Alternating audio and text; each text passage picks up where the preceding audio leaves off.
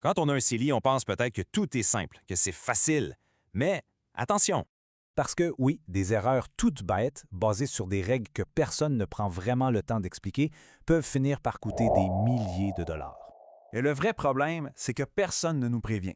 On se fait ouvrir le compte, on nous dit la phrase magique, c'est libre d'impôt, et après ça, plus rien. C'est le silence radio, jusqu'à ce qu'on découvre les règles par soi-même, et souvent, c'est après une très mauvaise surprise. Alors aujourd'hui, ce qu'on fait, c'est qu'on décortique ensemble les 5 erreurs CELI qui coûtent le plus cher. On va regarder ça avec des exemples très concrets et surtout, on va voir comment les éviter super facilement. Allez, on commence avec la plus classique, celle que du monde fait sans même le savoir. L'erreur numéro 1, la surcotisation. OK, imaginez le scénario typique. D'abord, on pense avoir, disons, 40 000 de droits de cotisation. Ensuite, on est pressé, on oublie et on ne vérifie pas sur le site de l'ARC. Et finalement, hop, on cotise 45 000. Et voilà, c'est fait. On vient de dépasser de 5 000 Et là, la pénalité, elle, est automatique. Puis elle fait mal. C'est 1 par mois sur le montant qui dépasse.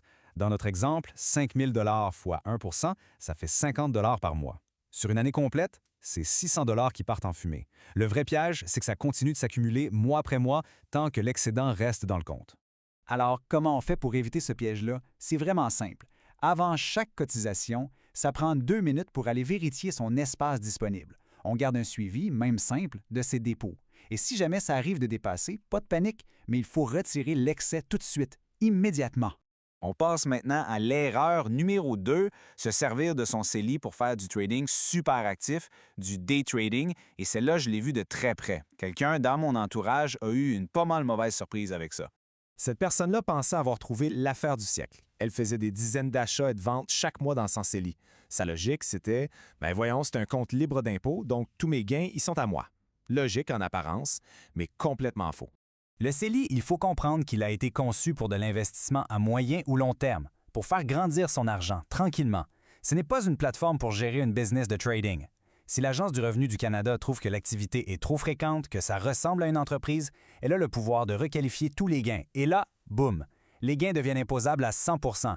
On perd tout l'avantage du CELI. La règle à retenir est simple. CELI, c'est pour l'investissement. Pour faire du trading frénétique, ça se fait dans un compte imposable ordinaire. Attention, là, on arrive à l'erreur numéro 3. Et celle-là, c'est de loin la plus sournoise parce qu'elle est complètement contre-intuitive. C'est le fameux piège de retirer de l'argent puis de le remettre dans la même année. Voici la règle d'or à ne jamais, jamais oublier.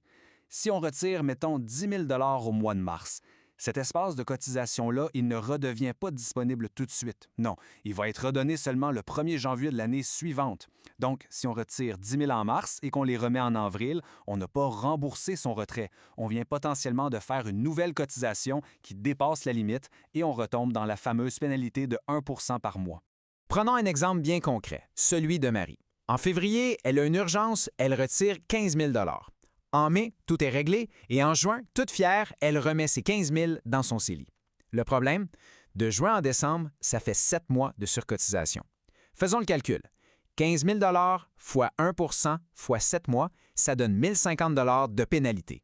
Juste pour une règle qui est mal comprise. Sans même parler de la croissance que cet argent-là a manqué. La solution, pourtant, elle est toute simple. Si on retire de l'argent et qu'on veut le remettre, la patience, c'est notre meilleur allié. Il faut juste, simplement, attendre le 1er janvier de l'année d'après. L'autre solution, c'est de voir son CELI comme un fonds d'urgence de tout dernier recours et non comme un compte de banque pour les dépenses de tous les jours. On enchaîne avec l'erreur numéro 4 qui est un peu plus spécifique mais super importante. Elle concerne les gens qui cotisent alors qu'ils sont non-résidents. On parle ici de ceux qui partent travailler à l'étranger, qui font de longues études ou qui déménagent pour de bon. La règle est la suivante. On a le droit de garder son CELI quand on part. Les placements peuvent continuer à grandir à l'abri de l'impôt canadien, pas de problème. Mais à partir du moment où on n'est plus résident fiscal du Canada, on perd le droit d'y cotiser. Chaque dollar qui est versé pendant cette période de non-résidence est sujet à la même pénalité de 1 par mois. La solution pour éviter ça, c'est un simple réflexe à avoir. Avant un long départ, on vérifie son statut fiscal. Et surtout, on n'oublie pas de couper toutes les cotisations automatiques. On pourra les réactiver sans problème dès qu'on redevient officiellement résident. Et finalement, la 5e erreur. C'est la plus silencieuse, mais c'est peut-être celle qui coûte le plus cher sur le long terme, l'inactivité.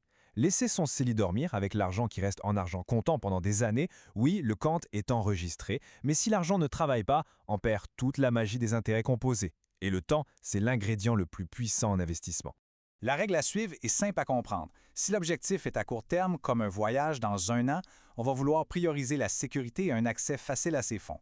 Si l'objectif est à long terme, comme la retraite, là, on va chercher de la croissance. Le plus important, c'est d'avoir un plan. Un CELI sans stratégie, c'est un peu comme une voiture de course qui reste au garage. C'est une énorme, énorme opportunité de perdu. Et voilà, on a fait le tour des 5 erreurs principales. Faisons un tout petit récapitulatif, juste pour être sûr que tout est bien clair. On a donc vu, premièrement, la surcotisation, deuxièmement, le trading trop actif, troisièmement, le piège de retirer et de remettre dans la même année, quatrièmement, cotiser quand on est non-résident, et enfin, cinquièmement, laisser son compte inactif sans avoir d'objectif clair. Maintenant, j'aimerais vraiment savoir, parmi ces 5 erreurs, c'est laquelle qui vous a le plus surpris? Laquelle que vous ne connaissiez pas du tout? Dites-le moi dans les commentaires en écrivant simplement heure 1, 2, 3, 4 ou 5. Ça m'intéresse vraiment de savoir. Et si le sujet de l'immobilier vous intéresse, ne manquez surtout pas notre prochaine présentation sur le CELI App, qui est un outil incroyable pour accélérer une mise de fonds. D'ici là, n'hésitez pas à partager cette explication à quelqu'un qui a un CELI et qui pourrait, sans le savoir, faire une de ces erreurs. Et pour finir, un petit rappel important. Ce contenu est à but éducatif seulement. Avant de prendre une décision financière, c'est essentiel de parler avec un professionnel autorisé dans votre province.